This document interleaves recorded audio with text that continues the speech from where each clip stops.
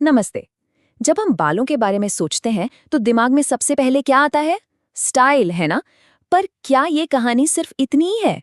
आज हम ये जानेंगे कि कैसे हमारे बाल असल में हमारे सबसे कीमती अंग यानी दिमाग के लिए एक हाई टेक बॉडीगार्ड की तरह काम करते हैं। यकीन मानिए, ये कहानी शैम्पू और कंडीशनर से कहीं ज्यादा गहरी है। तो चलिए एक बहुत ही दिलचस्प सवाल से शुरू करते हैं। इवोल्यूशन के दौरान हम इंसानों ने अपने शरीर के ज्यादातर बाल तो खो दिए, तो फिर हमारे सिर पर ये घने बाल आखिर बचे क्यों रह गए? इसी पहेली में छिपा है हमारे दिमाग की सुरक्षा का सबसे बड़ा राज। तो यहीं से हमारा पहला हिस्सा शुरू होता है। बालों को सिर्फ खूबसूरती की चीज मत समझिए, उन्हें एक जरूरी सुरक्षा उपकरण की तरह देखिए। ये हमारे दिमाग के अपने पर्सनल बॉडीगार्ड हैं। तो बाल असल में है क्या? देखिए, ये बने होते हैं केराटिन नाम के एक बहुत ही मजबूत प्रोटीन से। और सबसे मजेदार बात पता है क्या है? जो बाल हमें दिखाई देते हैं ना, वो असल में डेड टिश्यू हैं। जी हाँ, असली जिंदा हिस्सा तो हमारी त्वचा के अंदर छिपा है, जिसे हम हेयर फॉलिकल कहते हैं।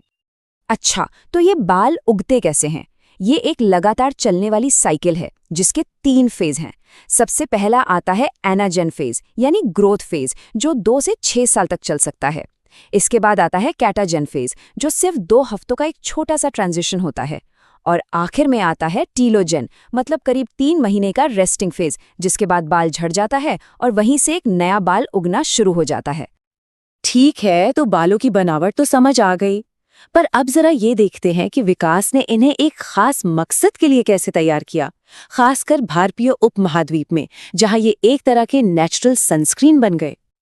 तो कभी सोचा है कि दक्षिण एशिया में घने और काले बाल इतने आम क्यों हैं? इसके पीछे ना कई वजह हैं जो एक दूसरे से जुड़ी हुई हैं। एक तो यहाँ सूरज की यूवी किरणें बहुत तेज होती हैं, ऊपर से गर्मी और नमी वाला मौसम। इन सब से निपटने के लिए हजारों सालों में जेनेटिक्स ने ऐसे ही बालों को चुना। और साथ ही हमारा पारंपरिक भोजन भी बालों के लिए जरूरी पोषक तत्वों से भरा हुआ था। इस पूरी बात को एक लाइन में समझना हो तो ये कोड बिल्कुल परफेक्ट है। भारतीय जलवायु में काले घने बाल एक विकासवादी सनस्क्रीन और हीट शील्ड बन गए।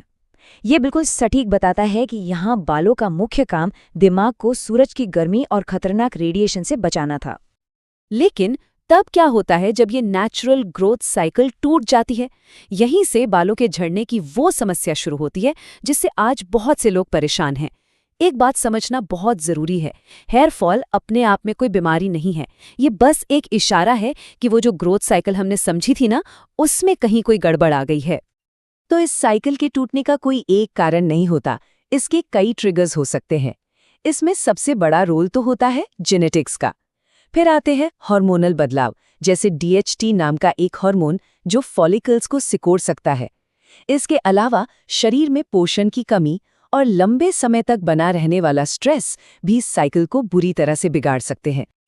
तो फिर सवाल उठता है कि कुछ लोगों के बाल दूसरों से ज्यादा क्यों झड़ते हैं? इसके पीछे 3 बड़े बायोलॉजिकल कारण हैं। पहला है फॉलिकल सेंसिटिविटी, मतलब हमारे हेयर फॉलिकल्स हार्मोन और तनाव को कितना झेल सकते हैं। दूसरा है रिजर्व कैपेसिटी, यानी जन्म से हमारे सिर पर कुल कितने फॉलिकल्स हैं। और तीसरा है रिकवरी एबिलिटी, मतलब बाल झड़ने के बाद फॉलिकल्स कितनी तेजी से वापस ग्रोथ फेज में आते हैं। तो क्या इसका कोई समाधान है?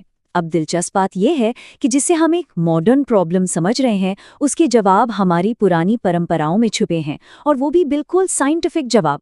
चलिए परंपरा के इस गहरे ज्ञान को समझते हैं। अक्सर लोगों को लगता है कि पारंपरिक हेयर केयर का मतलब सिर्फ तेल लगाना है, पर ऐसा बिल्कुल नहीं है। ये एक पूरा सिस्टम था जो 3 मजबूत पिलर्स पर टिका था। पहला, अंदर से पोषण, यानी सही खाना और जड़ी बूटियां। दूसरा, बाहर से देखभाल, जैसे तेल लगाना और हर्बल चीजों से सफाई। और तीसरा, जीवन शैली और सुरक्षा, यानी अच्छी आदतें और तनाव पर काबू रखना। हमने तीसरे पिलर में सुरक्षा की बात की है ना, पर जरा सोचिए उस जमाने में रोजमर्रा की सुरक्षा के लिए सबसे ताकतवर टूल क्या रहा होगा? जवाब एक ऐसी चीज में छिपा है जिसे हम आज अक्सर नजरअंदाज कर देते हैं, लेकिन जिसके पीछे गहरा विज्ञान है।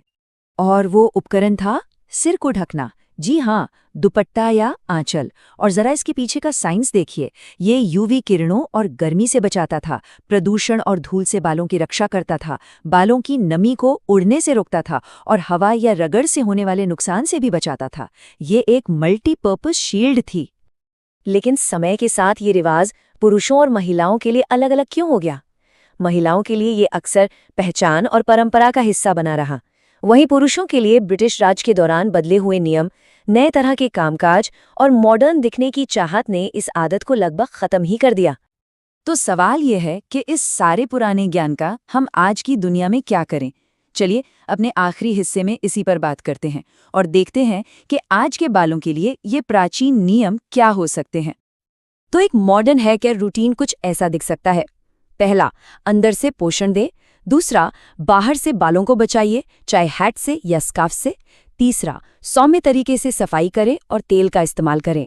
और चौथा, जितना हो सके हीट और केमिकल स्टाइलिंग से बचें। ये पुराने ज्ञान और आज की ज़रूरतों का एक परफेक्ट बैलेंस है। और जब हम अंदर से पोषण की बात करते हैं ना, तो हमारे पास एक वैज्ञानिक टारगेट भी है। हमारे शरीर में फेरिटिन नाम की एक चीज होती है जो आयरन को स्टोर करती है। बालों की ग्रोथ साइकिल को सही रखने के लिए इसका लेवल 50 से 70 Ng/ml के बीच होना बहुत जरूरी है। इससे पता चलता है कि हमारी अंदरूनी सेहत कितनी ज्यादा मायने रखती है।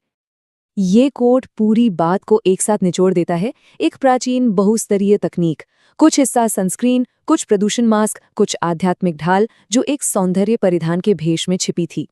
ये दिखाता है कि एक साधारण से दुपट्टे के पीछे कितना गहरा ज्ञान छिपा था। तो आखिर में ये सवाल बचता है, क्या बालों की सबसे अच्छी टेक्नोलॉजी भविष्य में नहीं बल्कि हमारे अतीत में ही छिपी हुई है? इस पर सोचिएगा जरूर।